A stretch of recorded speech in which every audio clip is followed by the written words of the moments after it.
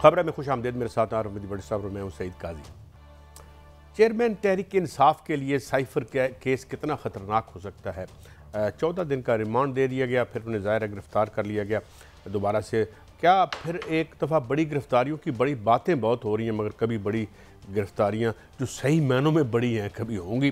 امریکہ انتخابات کے حوالے سے بظاہر اس کی جو ڈپلومیٹک یہاں پہ اس کی جو ایکٹیویٹی ہے اس میں لگتا ہے بڑے کنسرنڈ ہیں یہاں جمہوریت کے ضمن میں۔ اصل کہانی کیا ہے یہ بات کریں گے، اور پھر پاکستانی عوام کو کوئی ریلیف دینا تو ممکن نہیں، اور یہ کہہ رہے ہیں کہ ہم بلوں کی بٹی صاحب جو ہے ایک ساتھ کر دیں گے، حضور دینے تو پھر ہم پڑیں گے، اور یہ قسطیں کروانے کے لیے کتنا مزید کھجل ہونا پڑے گا دفاتر میں جا کے، یا بیٹھے بٹھائے ہو جائے گا یہ معاملہ۔ مگر پہلے آتے ہیں سائفر کیس کے حوالے سے۔ تو بٹی صاحب 14 دن کا ریمانڈ ہے، آپ کیا سمجھتے ہیں کوئی ریلیونس اب اس کی ان حالات میں؟ اس میں تو بعد میں بات کریں گے جو حالات وطن عزیز میں جا رہے ہیں، مگر چلیں پہلے اسی سے کرتے ہیں، کتنا خطرناک ہے یہ کیس؟ بسم اللہ الرحمن الرحیم۔ کیسے بھی یہ سائفر اتنا خطرناک کیس ہے، اتنا خطرناک کیس ہے کہ دنیا تصور نہیں کر سکتی۔ ایک بندہ کینسر کی 4th سٹیج سے بچ کے واپس آ جاتا ہے تو اس کو ہلکا سا ٹیمپریچر ہو جاتا ہے 99۔ یہ ہے جس شخص پر 2 قاتلانہ حملے، شاہانہ 180 مقدمات۔ کل میری چیئرمین پی ٹی اے کی ہمشیرہ علیمہ ہاں سے خاصی ڈیٹیل گفتگو ہوئی کہ سب آپ کے لیے خیرت والی خبر ہوگی۔ ان کو گرفتار کرانے والے آج گھٹنوں میں سر لے کے رو رہے ہوں گے، کہتے ہیں جتنا ریلیکس ہم نے اپنے بھائی کو دیکھا ہے، کہتا ہے کہتا ہے جب میں ادھر ہوں 2 دفعہ قرآن پاک تفسیر سے پڑھ لیا، کاغذ پینسل مل لیا، اپنی مرضی کی بکیں پڑھ لوں۔ کہتے ہیں جب باہر تھا گھر میں حملہ، چڑیا اڑی، تحریک انصاف کے چیئرمین پہ پرچہ، آج بارش نہیں ہوئی تحریک انصاف کے چیئرمین پہ پرچہ، آج سورج زیادہ نکلا ہے تحریک انصاف پہ پرچہ، ہفتے کے بعد اتوار ہو گئی تحریک انصاف کے چیئرمین پہ پرچہ۔ وہ اتنا ریلیکس ہے، جس کمرے میں بیٹھے ہیں جو ملنے آئے تھے چیئرمین، انہوں نے کہا سب سے پہلے اے سی بند کر دو۔ کمرے میں اپنی 2 مشیرہ سے انہوں نے کہا یہ اے سی تو بند کرے۔ مجھے اب عادت سی ہو گئی ہے بغیر اے سی کے رہنے کی۔ عجیب سی بات آپ سنا رہے ہیں۔ میں اس وقت ہمارے ساتھ قاضی صاحب ہمارے ساتھ انتظار پنجوتا صاحب وکیل ہیں، ماہر قانون ہیں، ہم آپ کو اور اپنی بجائے ان سے لیتے ہیں۔ انتظار صاحب السلام علیکم۔ وعلیکم السلام سر۔ محترم آپ آئینی ماہر ہیں، آپ کلین شیپ میں آپ تو رشی کپور لگ رہے ہیں۔ کیا پاکستان کی قانون کے، آج میں کسی ہائی کورٹ کے جج صاحب کے بارے میں سن رہا تھا ان کے ریمارکس محترم کے، کہ 2023 قانون کی ناحکمرانی کے لیے سیاہ ترین دن ہے۔ میں بات ہی یہاں سے شروع کرتا ہوں، جب ایک ہائی کورٹ کے جج صاحب کو یہ بات کہنی پڑ جائے کہ 23 عدالتوں کی بے تقرری کے لحاظ سے سیاہ ترین دن ہے، اس پہ آپ کیا کہتے ہیں؟ بالکل انہوں نے جس نے بھی یہ کہا ہے بالکل ٹھیک کہا ہے، کیونکہ دیکھیے جب مارشل لا ہوتا ہے تو مارشل لا کے اندر ہمیں سب کو معلوم ہوتا ہے کہ ڈکلیئرڈ انکانسٹیٹیوشنل ایکٹس جو ہیں وہ ہو رہے ہوتے ہیں، اور پوزیشن یہ ہوتی ہے کہ لا قانونیت کا دور دورہ ہوتا ہے۔ لیکن یہاں پر پاکستان کی تاریخ میں پہلی مرتبہ یہ دیکھا گیا ہے کہ پارلیمنٹ کے فلور سے ایسے قوانین بنائے گئے ہیں اور ایسی چیزیں کی گئی ہیں جو کہ آئین کی روح اور آئین کے جو واضح آرٹیکلز ہیں ان کے خلاف ورزی میں بنی ہے۔ تو یہاں پر یہ جو آپ کا ویو ہے بالکل میں اس کو سپورٹ کرتا ہوں کہ اگر یہ دیکھا جائے کہ ظلم و ستم دیکھا جائے، اور اگر معاشرے کے اندر بدحالی دیکھی جائے، اور لا قانونیت دیکھی جائے، اور پارلیمان اور ایگزیکٹو کی طرف سے جو آئین کے ساتھ کھلواڑ کیا گیا اور عوام پاکستان کے ساتھ کھلواڑ کیا گیا، اور جو دیگر آپ یہ دیکھ رہے ہیں کہ جو ہماری معاشی صورتحال ہے، وہ آلدو اس کا آئین کے ساتھ کوئی لینا دینا نہیں ہے، لیکن وہ اسی کا نتیجہ ہے کہ کیونکہ لا قانونیت اس لیول تک بڑھ چکی ہے کہ اس وقت جو غریب ہے وہ غریب سے غریب تر ہوتا جا رہا ہے، اور امیر امیر تر ہو چکا ہوا ہے۔ انتظار صاحب میں اس سے پہلے ایک بات گزارش کرتا ہوں، اس کے بعد قاضی صاحب آئیں گے۔ بتائیں یہ سائفر کیس کتنا مضبوط ہے؟ مقدمہ درج کب ہوا؟ عمران خان صاحب کا جوڈیشل ریمانڈ کب لیا گیا، اور آپ کو کب پتہ چلا، اور اس کی میکسیمم سزا کتنی ہے؟ دیکھیے یہ ایک ایسا مقدمہ ہے کہ جیسے آپ نے ابھی تھوڑی دیر پہلے مثالیں دی تھی کہ ہفتے کے بعد اتوار آ گئی اور اتوار کی وجہ سے پاکستان تحریک انصاف کے چیئرمین پہ پرچہ اور دیگر بھی آپ نے کافی وجوہات بتائی ہیں. اس میں جو کانٹینٹ ہے اور یا جو ایلیگیشنز ہیں وہ ایسے ہیں کہ وہ کوئی بھی اوفینس جو ہے اس سے کریٹ نہیں ہوتا. بنیادی طور پر جب آپ یہ کہتے ہیں کہ یہ جو قانون اور جو شکایات اس کے نکات اس کے اوپر لگائے گئے ہیں جو شکیں قانون کی وہ قانون اٹریکٹ ہی نہیں ہوتا. ان قوانین کی روح سے جو انفارمیشنز اور جو ان کی نوعیت ہے وہ نوعیت ہی اور ہے. یہاں پہ اگر ہم یہ دیکھتے ہیں کہ یہ مقدمہ جب درج کیا گیا یہ 15 اگست کو درج کیا گیا اور 15 اگست کی شام کو عمران خان صاحب کو گرفتار کیا گیا, اس مقدمے کے اندر گرفتاری ڈالی گئی اور 16 کو ویری نیکسٹ ڈے جو ایف آئی اے ہے انہوں نے ان کا فزیکل ریمانڈ لینے کی کوشش کی اور جو کہ عدالت کی طرف سے ریجیکٹ کر دیا گیا. یہ ساری چیزیں ہمیں پہلے معلوم نہیں تھیں, یہ چیزیں ہمیں آج معلوم ہوئی ہیں جب ہم اٹک جیل پہنچے ہیں اور ٹرائل جج صاحب نے یہ ہمیں فاتحانہ انداز میں ہمیں یہ بتایا ہے کہ یہ اس سے پہلے کی پروسیڈنگز یہ ہو چکی ہیں کہ 15 کو جب یہ ایف آئی آر درج ہوئی تھی تو امیڈیٹلی انہوں نے اٹک جیل جا کر میری پرمیشن کے ساتھ ان کو اس کے انٹروگیشن کی اور جب انہوں نے نیکسٹ ڈے مجھ سے ریمانڈ مانگا تو میں نے ریفیوز کیا کیونکہ اس کے اندر جو ہے وہ عمران خان صاحب میرے سامنے موجود نہیں تھے.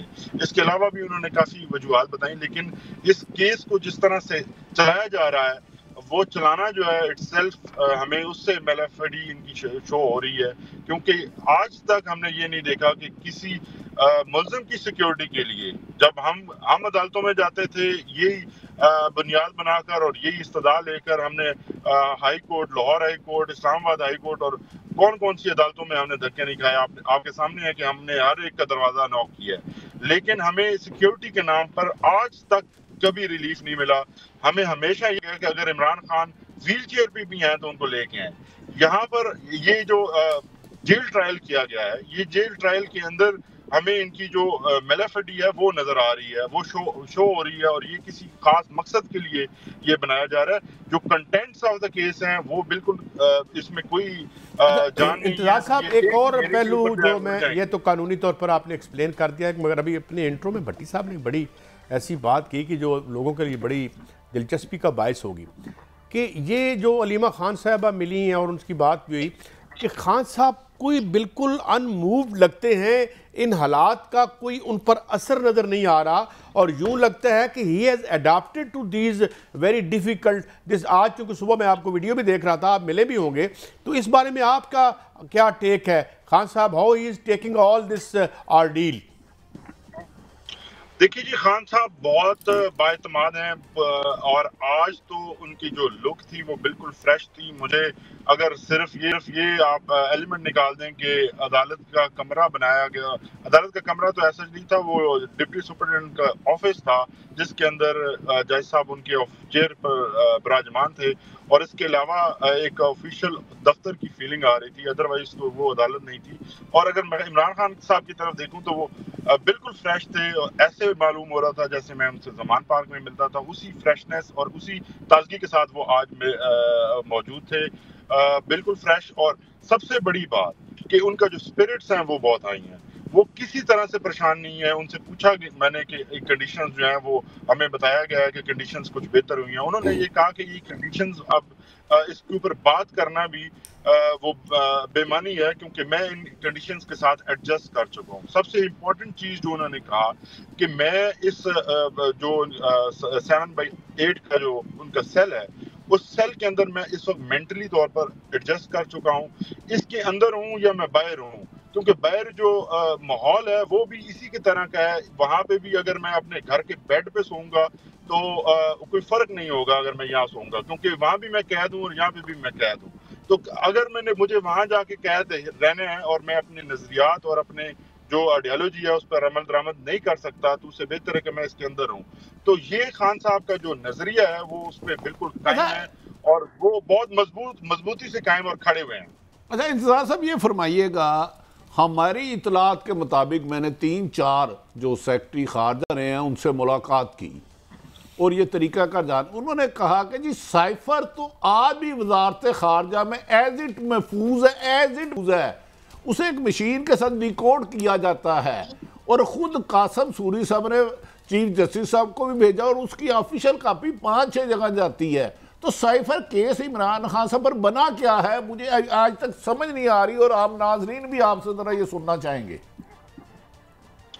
دیکھیے جی, یہ سائفر جو ہے, آپ نے بالکل درست فرمایا, جو سائفر اوریجنل سائفر ہے یہ فورن آفس کے اندر ریسیو ہوتا ہے, اور وہیں پہ اس کا میکنزم ہے جس کے ذریعے اس کو ٹرانسلیٹ کیا جاتا ہے. عام زبان میں اگر میں اسے سمجھاؤں تو یہ کوڈڈ فارم میں ہوتا ہے, جو کوڈز صرف ایکسپرٹس کے پاس ہیں, جو ایکسپرٹ ہمارے دفتر خارجہ کے اندر موجود ہیں. میں اسی کے اوپر اتنی ہی بات کروں گا. اس کے علاوہ یہ جو اوریجنل سائفر ہے یہ وہاں سے کسی جگہ پر موو نہیں ہوتا. وہ جو انفارمیشن اس کے اندر کنٹینڈ ہوتی ہے وہ اس کے بعد جو ہے وہ مختلف ہمارے جو ریاست کے اہم ترین ادارے ہیں ان کے پاس جاتی ہیں, جن میں وزیر اعظم کے پاس بھی ایک کاپی جاتی ہے.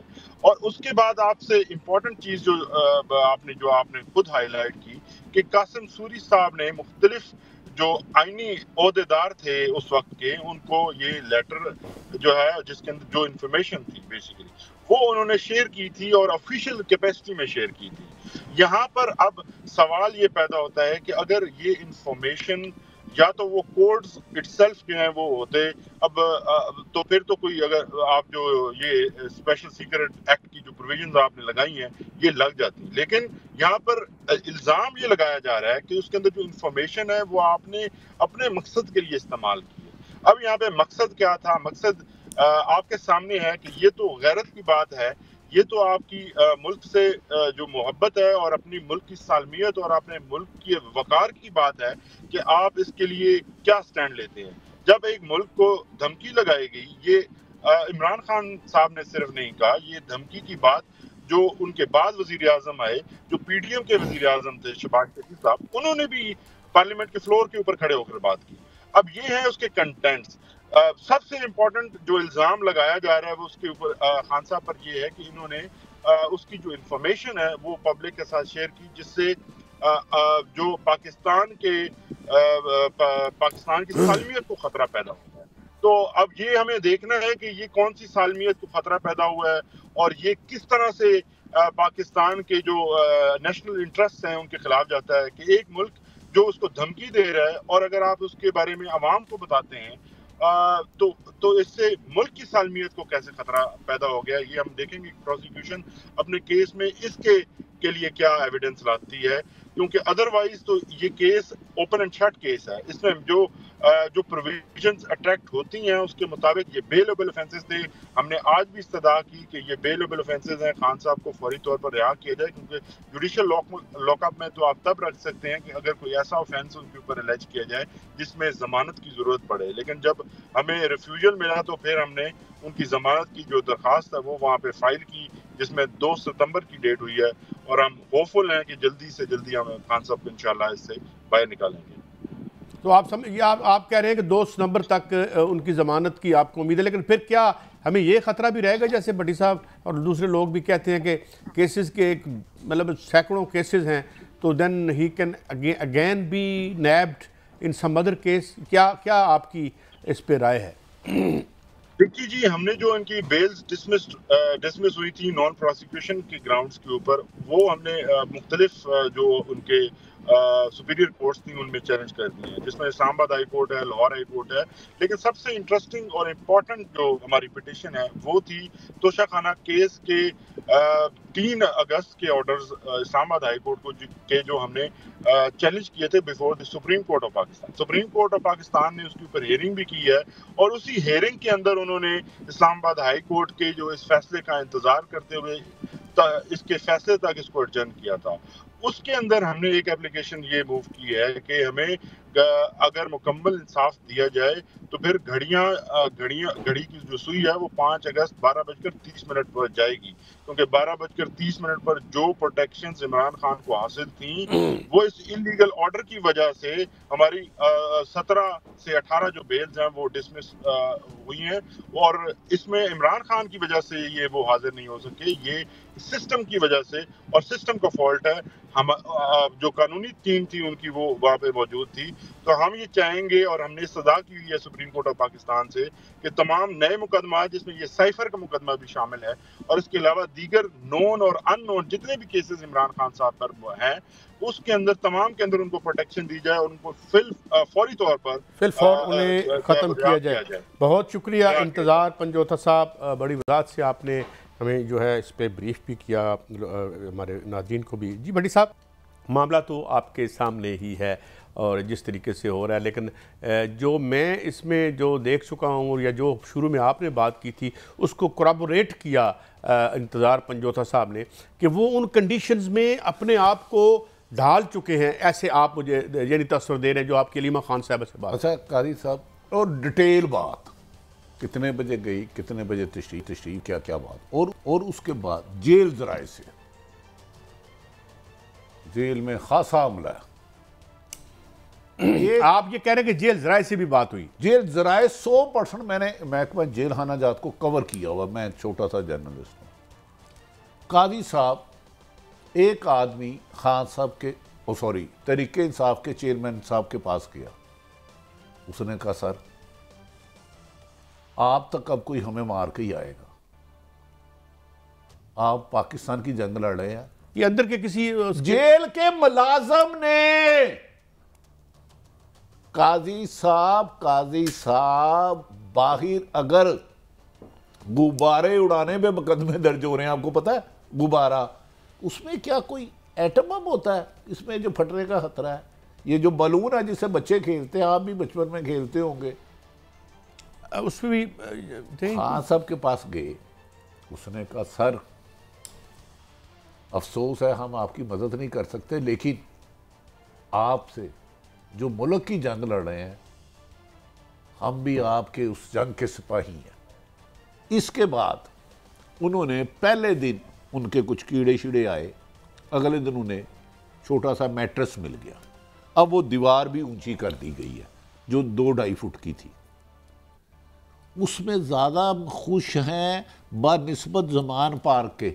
کہتے تھے سارا دن نہ مجھے کتاب پڑھنے کا موقع ملتا تھا، نہ مجھے قرآن پاک کا پڑھنا تھا. اب میں جب سے آیا ہوں اپنا سارا فوکس میں نے بک پہ کیا، لہذا مجھے کوئی پرواہ نہیں مجھے کب تک رکھتے ہیں، لیکن میں نہ NRO لوں گا. یہ سب باتیں غلط ہیں کہ مجھے کوئی آفر کر رہا ہے. میں نے پہلے دن ہی کہہ دیا تھا کہ یہ حقیقی آزادی جدوجہد میں آخری خون کے قطرے تک کروں. اچھا بڑی صاحب آگے بڑھتے ہیں. ایک تو حلیم عادل شیخ صاحب کو گرفتار کر لیا گیا، پھر کچھ خبریں یہ ہیں کہ پیپلز پارٹی کے بہت سے لوگوں کو بیرون ملک جانے سے روک دیا گیا ہے. خبر ایک یہ بھی گردش کر رہی ہے کہ کہیں سے پھر یہ خواہش آ رہی ہے، بلکہ فرمائش آ رہی ہے کہ کچھ خواتین کو بھی گرفتار کیا جائے خان صاحب کی فیملی میں تاکہ لیول پلینگ فیلڈ بن سکے. تو اس بارے میں آپ کے پاس کیا خبریں؟ قاضی صاحب اللہ کرے میری یہ خبر غلط ہو. کبھی کبھار دیکھیں نا صحافی کی کریڈیبلٹی ہوتی ہے اور کچھ نہیں. یہ خواہش کا اظہار ایک خاتون نے کہہ دیا، علیمہ خان اور ڈاکٹر زما ان کی جو بہن ہے، ہم اسے جیل میں دیکھنا چاہتے ہیں بہت جلد. علیمہ خان اور یہ ملک تو بنا ہی ان خواہشوں کو پورا کرنے کے لیے 3-4 کیسوں میں آلریڈی جا رہی ہیں عدالتوں میں مختلف ادوار میں، اور 9 مئی کو وہ زمان پارک میں تھی. آپ کو میں یقین سے کہہ رہا ہوں ان کا اس میں بھی پرچہ ہے، کبھی اینٹی کرپشن کے کبھی کس کے. اب یہ طاقتور لوگ ہیں، کسی کو بھی گرفتار کر سکتے ہیں، لیکن اگر وہ بندہ جسے آپ کہہ رہے تھے ایک دن جیل نہیں کاٹ سکتا، وہ تو جیل کے ماحول میں رنگ گیا ہے. میں تے رنگ گئی تیرے رنگ جی سجنا. اب جس خوف سے آپ کو ایک گزارش سنیں. اب قاضی صاحب عوام کی جو پرابلم ہے نا، آپ بھی اور میں بھی ابھی پروگرام سے پہلے ہم اوورآل عوام کی بات کر رہے تھے. ایک خوف ہوتا ہے، میں جا رہا ہوں اچانک شیر آ گیا اور میں ڈر گیا، وہ اللہ نہ کرے مجھے مار نہ دے. ایک ڈاکو آ گیا، میری نیچرل ریاکشن ہوگا میں ڈر جاؤں گا خدا نہ خواستہ یہ گولی نہ مار دے. کوئی ریچھ آ گیا، کوئی آگے سڑک پہ جا رہا ہے ٹرک آ گیا، اسے خوف کہتے ہیں. اب یہ خوف اللہ نہ کرے نفرت میں بدل رہا ہے. جتنی مہنگائی ہو گئی ہے لوگ حکمرانوں کا نام نہیں سننا چاہتے. اسحاق ڈار صاحب تشریف لے جا چکے ہیں، میاں نواز شریف صاحب تو پہلے ہی اپنی صحت کے ذمہ میں باہر ہیں، شہباز شریف صاحب چلے گئے ہیں. اتنے ہن کنے رہنا ہے؟ ہمیں نیگٹیو نہیں سوچنا چاہیے. جب ایک ہمیشہ ہمارے پولیٹیشنوں کا ہی کام ہے حکومت بنانا, چاہے وہ تحریک انصاف ہو یا چاہے مسلم لیگ نون ہو یا پیپلز پارٹی ہو. گزارش ہے جب وہ حکمران تھے تو خرچہ شرچہ چلتا رہتا تھا, ادھر کو بڑا پروجیکٹ آ گیا اربوں روپے کا جاتے جاتے دے گئے. اب آپ کو پتہ ہے وہ یو کے میں چلے گئے, اسحاق ڈار صاحب بھی محترم, شہباز شریف صاحب بھی, ادھر پر آور ڈیلی ویجز 10 پاؤنڈ ہے اور 1 پاؤنڈ 400 روپے سے اوپر ہو گیا. اگر ادھر جا کے وہ کوئی محنت مزدوری کر کے اپنی فیملی کے لیے اسحاق ڈار صاحب محنت کر رہے ہیں تو اس میں آپ بھی محنت کریں. حسن کیوں کر رہے ہیں؟ میں تو یہ کہتا ہوں نہیں یہ دیکھیں قاضی صاحب, ڈو یو تھنک اس کے علاوہ کوئی اور وجہ ہو سکتی ہے؟ نہیں, یہ تو ساری انہوں نے اپنے تنخواہ میں سے پیسے پس انداز کر کے بچوں کو کاروبار کروایا تھا ماشاءاللہ, اور پھر اس میں اللہ نے بڑی ترقی دی. ترقی پتہ نہیں کہ بچوں کی کیوں ہوتی ہے, ہمارے بچے خجل ہو جاتے ہیں. مگر کوئی بات نہیں. آپ کیا فرما رہے تھے بٹی صاحب؟ قاضی صاحب گزارش یہ ہے کہ میرے خیال میں تو پاکستان میں بجلی بہت مہنگی ہو گئی, اور وہ خود کی پی ڈی ایم نے, اور اس میں محترم اسحاق ڈار صاحب جو ارسطو سے آئنسٹائن تھے, انہوں نے کہا کہ میں جہاز سے اترا ہی حکم کرو تو دوبارہ بلا لیے. تو اب انہوں نے کہا کہ یار ادھر مہنگائی پہ میں بل تو نہیں دے سکتا, ادھر ڈیلی ویجز پہ کہیں بھی جاب کریں گے, پر آور 10 پاؤنڈ, 400 روپے کا 1 پاؤنڈ ہو تو 40 پاؤنڈ ہو 4 ہو گئے. تو قاضی صاحب دوسری طرف 16 مہینے حکومت کرنے والی چند شخصیات میں سے ایک شخصیت ملک سے جانے لگی, انہیں ایئرپورٹ پہ روک لیا گیا.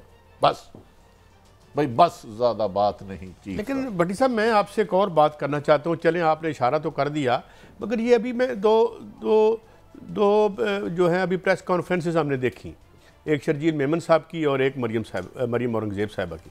دیکھیں جس محنت سے انہوں نے اس ملک کو ایک عظیم الشان ملک بنایا ہے, اور آج ہم ایک معاشی طاقت بنے ہیں, تو کہ ان کو خراج تحسین پیش کر دیں تو کیا عرض ہے؟ دیکھیں قاضی صاحب کتنی محنت سے ہمیں یہ یہاں پر لے کر آئے, میں اور آپ اور سب نے ڈیفینڈ کیا ہے. یعنی شرجیل میمن صاحب نے کہا جی یہ ہم تو حالانکہ 1994 کے معاہدے, 2002 کی پالیسی, بعد کی پالیسی, تو اس وجہ سے آج ہم عظیم الشان ملک بنے ہیں کہ نہیں. میں آپ اور تراب صاحب یہی ذکر کر رہے تھے کہ ڈالر بھارت, سری لنکا اور افغانستان میں, اور پیٹرول کتنے کا تھا.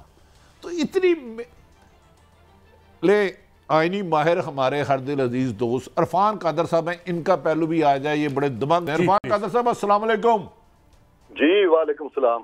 حضرت یہ سائفر کیا ہے, اس کی کتنی سزا ہے, اور کیا سمجھتے ہیں آپ آنے والے دنوں میں؟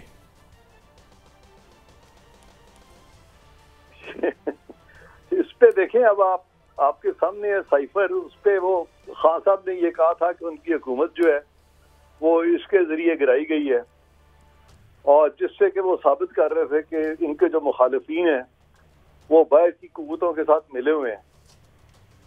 تو وہ معاملہ جو ہے وہ سارا, یہ عدالت نے بھی نہیں مانا, کسی نے بھی نہیں مانا, اب الٹا وہ سائفر ان کے گلے پڑ گیا ہے.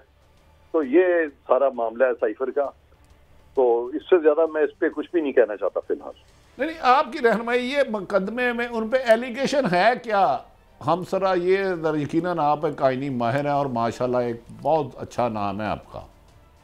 ایلیگیشن جو لگائی جا رہی ہے وہ یہ لگائی جا رہی ہے کہ یہ آفیشل سیکرٹ تھا, اور آفیشل سیکرٹ جو ہے اس کو آپ نے حلف اٹھایا ہوتا ہے کہ آپ ان کو آؤٹ نہیں کریں گے, اور یہ روح گردانی کی آپ نے حلف سے, اور ایک قانون بنا ہوا ہے آفیشل سیکرٹس ایکٹ, اور یہ بھی کہا جا رہا ہے کہ آفیشل سیکرٹ ایکٹ کے تحت پاکستان کی جو سالمیت ہے, پاکستان کے جو تعلقات ہیں اہم ممالک کے ساتھ, اس سے پاکستان کی سالمیت کو بھی دھچکا لگا ہے ساری چیز سے. اور آفیشل سیکرٹ ایکٹ میں اس طرح کی چیز جو ہے اس کو خلاف قانون کہا گیا ہے, اس کی سزا ہے, لہذا ان کے خلاف یہ کیس بنا دیا گیا ہے اور اب ان کو وہ فیس کرنا پڑا. اچھا قادر صاحب یہ فرمائیے کہ جو صدر صاحب والا معاملہ تھا, انہوں نے کہا تھا میں نے تو دستخط ہی نہیں کیے, تو وہ قانون تو حالانکہ بعد میں ادھر نوٹیفیکیشن بھی ہو گیا, تو اس حوالے سے بھی قوم میں ایک کنفیوژن پایا جاتا ہے, دستخط ہوئے نہیں ہوئے تو وہ قانون ہے, اگر قانون ہے نہیں ہے تو پھر یہ کیسز کیسے چلیں گے, اس پہ بھی آپ ہمیں انلائٹن کریں گے؟ جی ہاں, صدر کے پاس جب کوئی بھی بل آتا ہے تو اس پہ آئین میں جو آرٹیکل ہے وہ آپ نے سب نے پڑھا ہوا ہے, آرٹیکل 75 ہے, اور آرٹیکل 75 پہ اس بات کا کوئی ذکر نہیں کیا گیا کہ دستخط ہوں گے نہیں ہوں گے کیا ہوگا. وہاں لکھا ہے کہ جب بل صدر کے پاس آئے گا تو صدر کے پاس دو رستے ہیں. پہلا رستہ یہ ہے کہ صدر اس پہ اپنی تصدیق کر دیں گے, اس کو اسینٹ دے دیں گے, اس سے ایگری کر جائیں گے کہ ٹھیک ہے, اپنا یعنی ہندی میں کہتے ہیں آشرواد دے دیں گے, اپنی بلیسنگز دے دیں گے, اسینٹ دے دیں گے. اور دوسرا یہ ہے کہ اگر وہ اسینٹ نہیں دینا چاہتے تو پھر وہ پارلیمان کے پاس واپس بھیجیں گے کہ آپ اس کو ریکنسیڈر کریں, اور اس میں باقاعدہ لکھا جاتا ہے کہ کیوں ریکنسیڈر کریں, وجہ بھی لکھی جاتی ہے. تو صدر نے یہ دونوں جو کورسز ہیں یہ اڈاپٹ نہیں کیے, دونوں رستے نہیں اپنائے, بلکہ انہوں نے اپنے اسٹاف کو کہا کہ اس کو غیر مؤثر کر دو, انفیکٹو کر دو. یہ چیز آئین میں نہیں لکھی ہوئی. اب اگر صدر معاملے کو لے کے بیٹھ جاتے ہیں 10 دن سے زیادہ, تو کیا وہ خود بخود قانون بن سکتا ہے کہ نہیں بن سکتا؟ 3 صورتیں ہیں. اگر تو جیسے میں نے کہا صدر نے اسینٹ دیا تو قانون بن جائے گا. اگر صدر نے کہا کہ ریکنسیڈر کر لیں اس کو, تو جتنے دن پارلیمان لگائے گی ریکنسیڈر میں, اس کے بعد اتنے دن گزرنے کے بعد اگر وہ ریکنسیڈر کر لیتے ہیں تو پھر بھی وہ ایک مدت گزرنے کے بعد قانون بن جائے گا. اور وہاں پہ جو شق 2 ہے لکھا ہوا ہے کہ پھر وہ it would be deemed to have been passed, انگریزی کے لفظ ہے یہ, کہ وہ جو لا ہے would be deemed to have been passed. یہ بھی صورتحال نہیں ہوئی. اب ایک تیسری صورت بھی ہے, وہ یہ ہے کہ وہ ڈیمڈ ٹو ہیو اسینٹڈ, تو وہ شق 3 میں آتا ہے کہ یا وہ اسینٹ ہوگا, یا وہ deemed to have been passed ہوگا, یا پھر ڈیمڈ ٹو ہیو اسینٹڈ ہوگا. تو یہ اس کو انہوں نے یہ ڈیمڈ ٹو ہیو اسینٹڈ میں آ جائے گا کہ اگر نہیں بھی اسینٹ دیا اور اتنے مدت گزر گئی ہے, ورنہ یہ جو شق 3 میں ڈیمڈ ٹو ہیو اسینٹ جو لکھا نا, ڈیمڈ ٹو اسینٹ, یہ پھر بے معنی ہو جائے گا. تو آئین کی کوئی بھی شق جو ہے نا اس کو آپ ریڈنڈنٹ قرار نہیں دے سکتے, اس کو بے معنی نہیں کہہ سکتے. اچھا عرفان صاحب, گزارش یہ ہے کہ یقیناً ہم نے بعض آئینی ماہرین کا کہنا ہے کہ پریزیڈنٹ صاحب کے پاس جاتے ہیں, اگر وہ نہیں قبول کرتے یا واپس نہیں ہوتا تو پھر پارلیمنٹ میں جاتا ہے, جوائنٹ سیشن اپروو کرتا ہے, اور پھر 10 دن بعد اگر صدر صاحب کچھ بھی نہ کرے تو وہ اپروو ہو جاتا ہے. اس کے بارے میں آپ کیا کہتے ہیں؟ یہ آپشن ہے کہ یہ کچھ ماہرین کی نامناسب رائے ہے؟ نہیں, میں نے تو یہ کہا ہے نا کہ میں ان کی رائے پہ ہی نہیں جا رہا. جو آئین میں لکھا ہوا ہے, آئین میں لکھا ہوا ہے کہ وہ ڈیم ٹو ہیو اسینٹڈ, اور یہاں پہ چونکہ 10 دن گزر گئے تھے اور صدر صاحب نے لیجسلیٹو پروسیس کو خود ہی فالو نہیں کیا, اسینٹڈ میں آئے گا, شق 3 میں آ جائے گا اور وہ قانون بن جائے گا.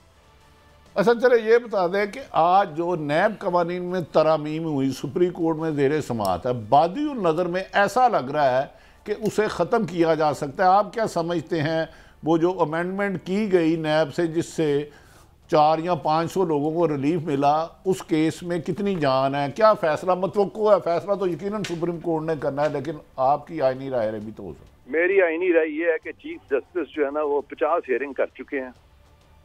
وہ بہت زبردست شدت سے کوشش کر رہے ہیں کہ کسی طرح سے کوئی ایسی چیز ملے کہ میں یہ ترامیم جو ہے ان کو ختم کر دوں, ورنہ اتنی ہیئرنگز ہو نہیں سکتی. وہ ایک ہیئر سپلٹنگ, ایک ایکیڈیمک ایکسرسائز, ایک کمپلیکس ایکیڈیمک ایکسرسائز میں اس طرح سے گئے ہوئے ہیں جیسے کہ وہ کوئی سپرا پارلیمان ہے, اور وہ پارلیمان کو یہ بتانا چاہتے ہیں, باور کرانا چاہتے ہیں کہ اس میں جو سب سے اچھا لا بن سکتا تھا وہ یہ ہے.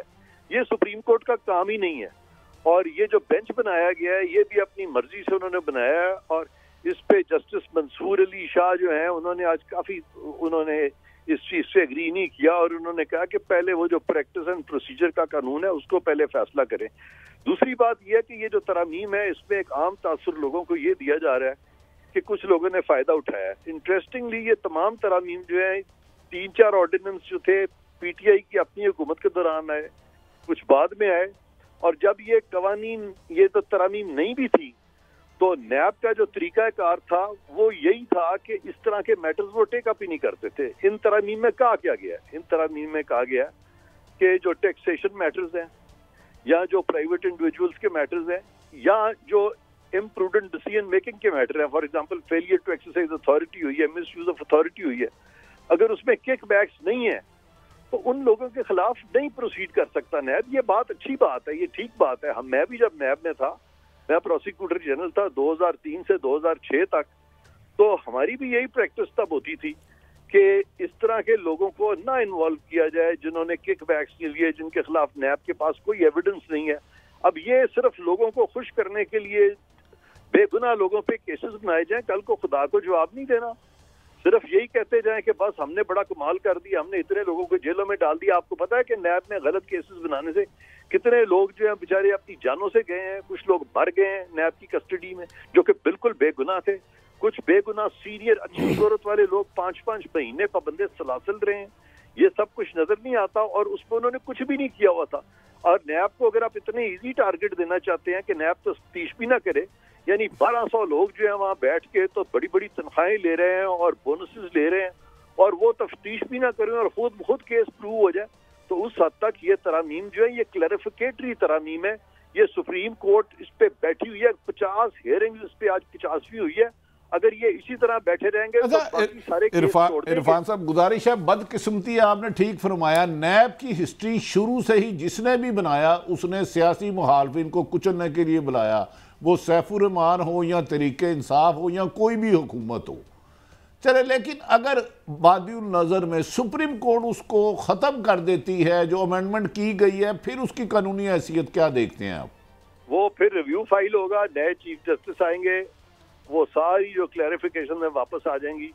کیونکہ یہ جو موجودہ چیف جسٹس ہیں ان کے بارے میں ایک عام تاثر قائم ہو گیا اور سپریم کورٹ کے ججز نے بھی اس کا ذکر کیا اپنے فیصلوں میں کہ یہ اپنی مرضی سے بینچ بناتے ہیں اور یہ امپریشن عوام کو اور میڈیا کو سب کو یہی ملتا ہے کہ ان کا ٹلٹ ایک خاص پولیٹیکل پارٹی کی طرف ہے. تو میں سمجھتا ہوں کہ یہاں پہ کسی پولیٹیکل پارٹی کو نہیں دیکھنا چاہیے, بلکہ قانون جو ہے اس کی نوک پلک صحیح ہونی چاہیے. لیکن یہ اتنی ہیئر سپلٹنگ کہ آپ پارلیمان کی ڈیبیٹ میں تو حصہ نہیں لے رہے نا. اگر کوئی قانون جو ہے وہ آئین سے متصادم ہے تو 2 منٹ میں پتہ چل جاتا ہے, اس کے لیے 50 ہیئرنگ کی ضرورت نہیں ہوتی. تو اس لیے میں سمجھتا ہوں کہ سپریم کورٹ کو اپنے دائرہ اختیار میں رہ کے کام کرنا چاہیے. اچھا, ایک کنفیوژن اور ایک خبر اور بھی آئی تھی, میں ذرا پیچھے جا کے بات کرتا ہوں. عام طور پر جو ہم نوٹیفیکیشن دیکھتے ہیں تو وہ اس کی عبارت ہوتی ہے کہ prime minister is pleased to do this. صدر کا بھی ہم یہی دیکھتے ہیں, اور صدر صاحب یہ فرما رہے تھے کہ میں نے انہیں کہا کہ اسے واپس بھیج دو ود آل دی جو عبارت جو ان کا سیکٹری لکھے گا. تو ایک تو یہ اس کا ورژن تھا کہ صدر صاحب کا موقف یہ ہے کہ میں نے اپنے سٹاف کو اس کو واپس بھیجنے کے لیے کہا تھا, اور ہماری 2 ایکس جو بیوروکریٹ کام کرتے رہے ہیں پریویس پریزیڈنٹسیز میں, انہوں نے بھی کہا جی یہی پریکٹس ہے. تو اس صورت میں اس کا کیا آپ فرمائیں گے؟ صدر نے یہ نہیں کہا کہ واپس بھیج دو. صدر کا جو ٹویٹ ہے نا اس کی جو ایگزیکٹ لینگویج ہے وہ ہے کہ اس کو غیر مؤثر کر دو. غیر مؤثر کر دو مطلب یہ ہے کہ میں اس سے دوڑنا چاہتا ہوں, میں اس کے قریب نہیں جانا چاہتا. انہوں نے کوئی وجہ نہیں بتائی. وہ کہتے ہیں اس کو انفیکٹو کر دو, یعنی کہ ردی کی ٹوکری میں پھینکو. یہ نہیں ہو سکتا. لیجسلیٹو پروسیس جو ہے اس کو اس طرح سے اس کو سٹائفل یا اس کی گردن جو ہے وہ نہیں. بالکل ٹھیک. اور ایک آخری عرفان قادر صاحب, آپ نے ہمیشہ ہمیں بڑا اپنا قیمتی وقت دیا. صرف یہ آخری ایک سوال, اگر سیکرٹ ایکٹ کے تحت مقدمہ چلتا ہے تو اس کی کتنی سزا ہو سکتی ہے, میکسیمم اور منیمم؟ میرا خیال ہے وہاں پہ شاید غالباً عمر قید ہے. تو میں تو ویسے بالکل خلاف ہوں اس طرح کے کیسز میں اتنی زیادہ سزائیں دینے, خاص طور پہ جو لوگ سزائے موت کی بات کر رہے ہیں. میں تو سزائے موت کے ہمیشہ سے خلاف ہوں, وہ تو ہونا ہی نہیں چاہیے. اور ایک اور آپ نے بات کہی کہ یہ جو جس میں اگر کک بیکس نہیں ہیں انوالوڈ تو یہ جو پچھلے کیس ختم ہوئے, اربوں روپے ان کے چپڑاسیوں کے نکل آئے, تو اس پہ کیا کوئی ایکسپلینیشن عوام ڈیمانڈ نہیں کر سکتی تھی کہ آپ کے 25,000 کے ملازم کے اکاؤنٹس میں اتنے پیسے کہاں سے آئے؟ دیکھیں یہ جو معاملہ ہے نا, یہ جو لوگ تھے جن کے ملازمین کے نکلے, پہلے تو یہ ثابت کرنا ہوگا کہ ان کے ملازمین تھے. یہی چیز ثابت نہیں ہو سکی. یہ تو ایک عام تاثر ہے نا کہ ان کے ملازمین تھے. یہ تقریباً وہ اسی طرح کا معاملہ ہے جیسے آپ کو یاد ہوگا جب لینڈ ریفارمز آئے تھے پریزیڈنٹ ایوب خان کے ٹائم پہ, تو وہ لینڈ ریفارم میں جو بڑے بڑے زمیندار تھے نا, انہوں نے بہت ساری جائیدادیں جو ہے نا اپنے مزاروں کے نام لکھا دی تھی, اور ان کو پھر کبھی بھی نہیں کوئی پکڑ سکا تھا. تو یہ جو طریقہ کار ہے اس طرح کا, اس پہ کیسز نہیں بنا کرتے. یہ کچھ گراؤنڈ ریالٹیز ہیں جو کہ اس پہ میں پھر آپ سے بریک لینی ہے مجھے، مگر آپ نے ہمیں انلائٹن کیا. مگر بائی دا وے میں ایک بات آپ کو بتا دوں کہ وہ جو ڈاکٹر رضوان صاحب کی تفتیش تھی اس کی میرے پاس کاپی ہے، جس میں انہوں نے مانا تھا کہ ہم ان کے ملازم ہیں اور ہماری مرضی کے خلاف. یہ ایک چیز موجود ہے. بہرحال اس پہ ہم دوبارہ آپ سے بات کریں گے. بہت اچھے طریقے سے انہوں نے چیزوں کی وضاحت کی. بڑے دبنگ آدمی ہیں، بڑا خوبصورت بولتے ہیں، لیکن وہ اپنا نقطہ نظر دیتے ہیں.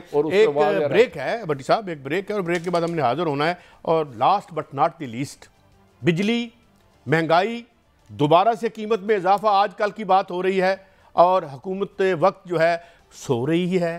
اسے کیسے جگائیں اور اس کو کیا کانسیکوینسز کا اندازہ ہے. ایک بریک کے بعد.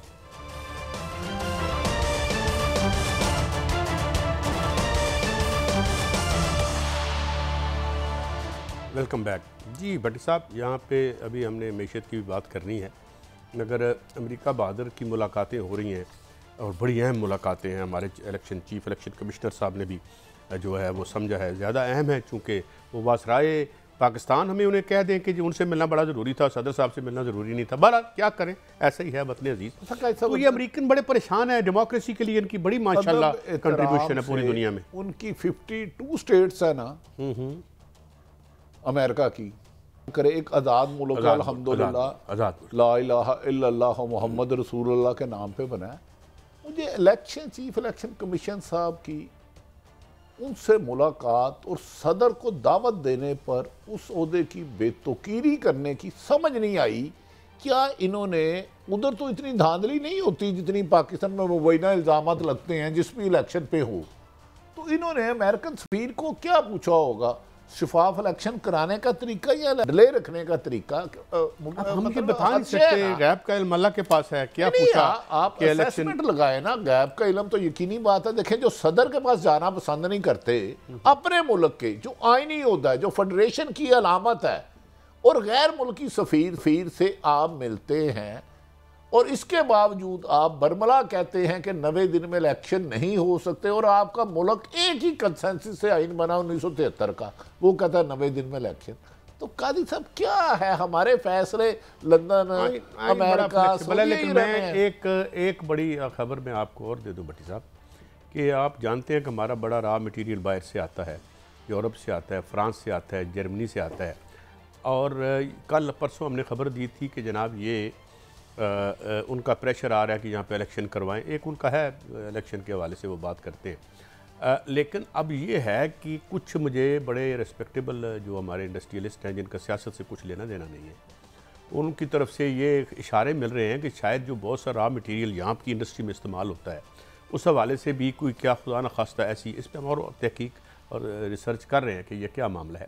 مگر سلسلہ یہ ہے کہ اگر یہ معیشت اپنے پاؤں پر کھڑی نہیں ہوتی، ہم کو اپنی اس میں عزت بحال نہیں کر سکتے، تو بٹ صاحب ہمارے کیا آگے پیچھے ہے. ایسا میں گزارش کرتا ہوں، مجھے بھی کم و بیشتر 5-6 بزنس مین جہاں 15 ہزار لوگ کام کرتے ہیں، 5 ہزار، وہ کہتے ہیں جو را مٹیریل تھا نا 80% آنا بند ہو گیا ہے، ہم کب تک مزدوروں کو اپنے پاس سے لیبر دے. یہ معاملے ہیں حکومت کو حل کرنے کے.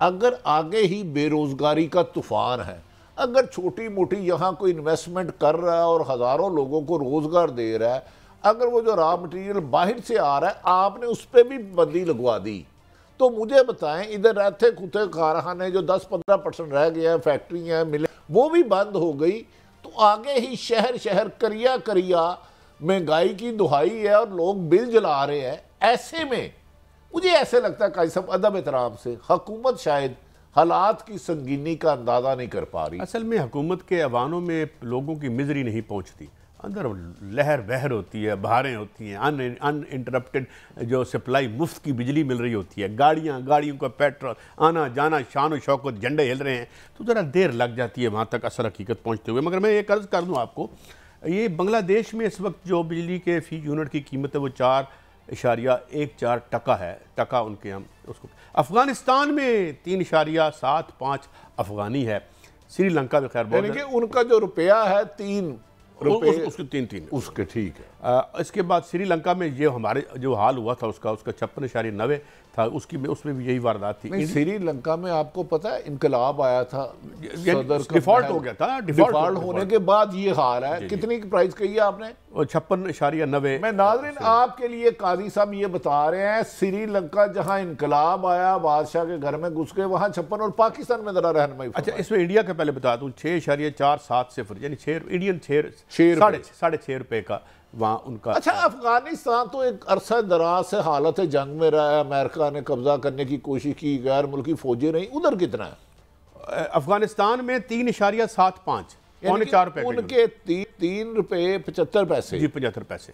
تو پاکستان میں ذرا یہ بتایا نا جہاں میں یہ 700 یونٹ سے اوپر جو مجھے ہماری ریسرچ ٹیم نے بتایا 65 روپے کا بھی ہے. اور آج خبر ہے کہ کچھ پیٹرول میں قیمتیں بڑھیں گی، جب خدا نخواستہ بڑھیں گی تو پھر آپ کا جو ایڈجسٹمنٹ چارجز ہیں. کیسا میری رہنمائی فرمائیں عام شہریوں کو، یہ ایشو جو آپ کو سڑک پہ ملے گا وہ بجلی کا بل کا رونا روئے گا. یہ صرف یونٹ کی قیمت ہے، ٹیکسز اس کے علاوہ یا ٹیکسز اس میں انکلوڈ ہے؟ ہمیں جو پڑتا ہے 700 یونٹ سے اوپر استعمال کرنے والے کو وہ یہی ہے. یہ اس میں آپ ٹی وی جو کبھی آپ نے پی ٹی وی نہیں دیکھا 35 روپے اس کے ڈالتے ہیں، اور اس میں جی ایس ٹی ڈالا ہوا ہے، انکم ٹیکس ڈالا ہوا ہے جو ہم علیحدہ سے پے کرتے ہیں، جو ہم اپنی انکم جو بھی ہماری انکم ہوتی ہے وہ ظاہر چھپ کے. قاضی صاحب اگر ایک میں سوال، آپ تھوڑا سا زیادہ نالج ہے آپ کا، ہم آئی پی پی کو کھربوں روپے دے چکے ہیں، کیا ہم اس سے 10% پیسے لگا کے سولر کے ذریعے اس عوام کی زندگی آسان نہیں کر سکتے؟ ایک سٹوری کر رہے ہیں اس پہ، ابھی میں تھوڑا سا اس کا میں آپ کو ٹیزر دے جاتا ہوں کہ یہاں پہ اب انڈیا میں 300 یونٹ پہ یہ جو 2 سٹیٹیں ہیں، ایک انڈیا کی ایک دہلی کی، جہاں پہ کیجریوال کی گورنمنٹ ہے، انہوں نے 300 یونٹ پہ بندے کو فری کر دیا ہے. تو 80% بندے ان دونوں سٹیٹوں کے بجلی کا بل نہیں دیتے. نمبر 1 یہ بات.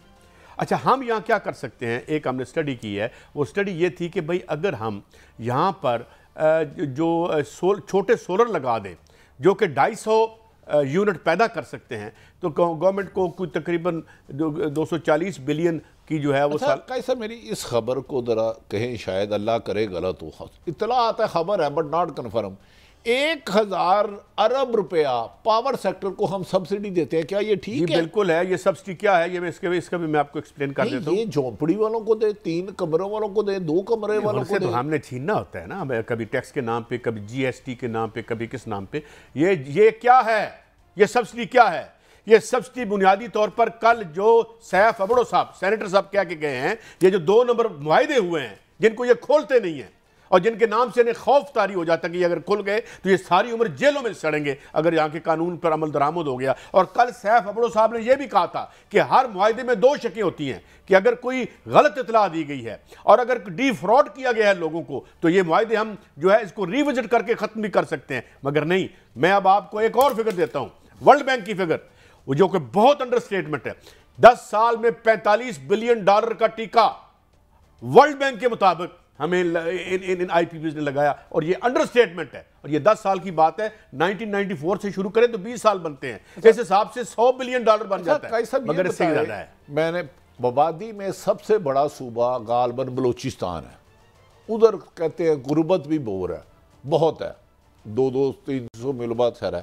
لیکن جب سے انوار الحق کاکڑ صاحب قابل احترام پرائم منسٹر بنے ہیں، صرف ان 28-20 دنوں میں $29 میں اضافہ ہو گیا. کیا ڈالر کا ان کے وزیر اعظم بننے سے کیا لنک؟ وہ تو پی ڈی ایم نے ڈیل کر کے گئی ہے. میں آپ ذرا تھوڑی سی بات کر دوں، جو میں نے تھوڑی سی بات کی تھی نا، ابھی شرجیل میمن صاحب تشریف لائے تھے.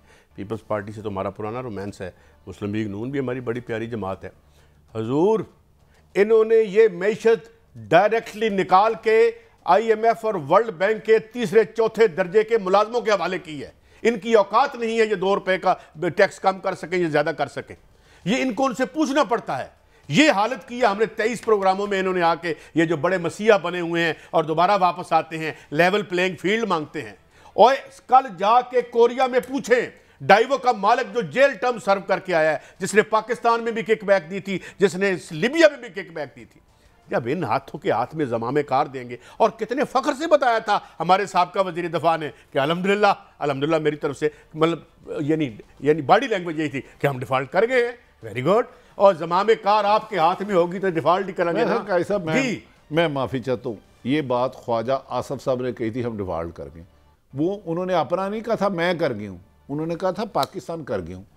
آپ کو پتہ ماشاءاللہ ان کی کتنی فائنینشل طور پہ وہ مضبوط ہے. ان کے والد صاحب کا بھی سپریم کورٹ کا حکم ہے, ہم یہ پوچھ نہیں سکتے کہ وہ 15 لاکھ کیوں آتے ہیں اور کہاں سے آتے ہیں جو دبئی سے آتے تھے. اقامہ دیکھیں, غریب آدمی اگر اقامہ رکھ کے گھر کا کچن چلاتا ہے, ہو سکتا ہے آج کل ان کی حکومت نہیں ہے, محترم شہباز شریف صاحب بھی چلے گئے, اسحاق ڈار صاحب وہ بھی کامے پہ جا کے کوئی جاب کر لیں, تو وہ ایک مڈل کلاس کے آدمی ہیں. کوئی معیار جب گرتے ہیں تو کیسے گرتے ہیں کہ یہ اقامے پہ فخر کریں؟ پھر میں معافی چاہتا ہوں, اس آئین کو پوچھیں کہ آپ کا وزیر دفاع ایک دوسرے ملک کا کامہ رکھتا ہے, اس کی ملازمت رکھتا ہے, اس لیے کہ پرائم منسٹر رکھتے ہیں اس کے پیسے اگر پوری دنیا میں گھمائے تو اسے پاکستان حکومت نہیں پوچھ سکتی. سر میں تو اس بات پہ نہیں جاتا نا کہ ان کے پیسے ہیں, بینک اکاؤنٹ ہیں یا نہیں ہیں. مجھے یہ بتائیں کہ میں آج مودی کا کامہ نکل آئے کسی ملک کا, اس کا حشر کیا کرے گی اس کی اپوزیشن؟ پھر معافی چاہتا ہوں, شرم سے ڈوب کے مر جانا چاہیے جن باتوں پہ اس پہ ہم دفاع بنا کے بیٹھے. آپ کے وزیر دفاع کا نکل آیا تو آپ کی کیا انہیں سزا ملی؟ ہم سوال نہیں کر سکتے, ہم پوچھ نہیں سکتے. اسی آج تک پوچھے ہے جن بیوروکریٹس کو 2 تنخواہیں مل رہی تھی, کیوں مل رہی تھی؟ جو آپ کو یاد ہے آڈیٹر جنرل آف پاکستان اس وقت کے غازی صاحب, یہ ادھر سے یہ جرم تھا, یہ جرم ہوا. کچھ کلومیٹر ہے دلی, وہ کجروال بجلی مفت, صحت مفت, وہ کیا اس کے پاس کیا جادو ہے جو ہمارے پاس نہیں ہے؟ الحمدللہ ہم مسلمان ہیں, ایمان کی طاقت ہے, اللہ کا راستہ ہے, نبی کا راستہ ہے, تو وہ کیا ہے اس پاکستان میں کیا اللہ نبی رسول کو ہم سارے اس ملک کے عوام مانتے ہیں. جب اللہ نبی رسول کا نام آئے نا تو اپنے حکمرانوں کا نام نہ لیا کرے. میں اگر اللہ نبی رسول کا ان کو خیال ہو تو یہ کیا یہاں پہ جو ہے وہ کک بیکیں چلیں, اقامے چلیں, اور پھر اس منہ کے ساتھ آ کے ٹی وی پہ بیٹھ کے پکڑا اس پہ نکالا اقامے پہ. جس بات پہ ڈوب کے مر جانا چاہیے. اچھا, اقامہ رکھنا وزارت ڈیفنس کے لیے فخر کی بات ہے. مجھے ایمانداری سے بتائیں, بینگ اے پاکستانی یار ایک سوال کا جواب دیں. حفیظ پاشا صاحب یا کون تھے, مجھے یاد نہیں, ٹی وی پہ آئے تو انہوں نے یہ بات کی,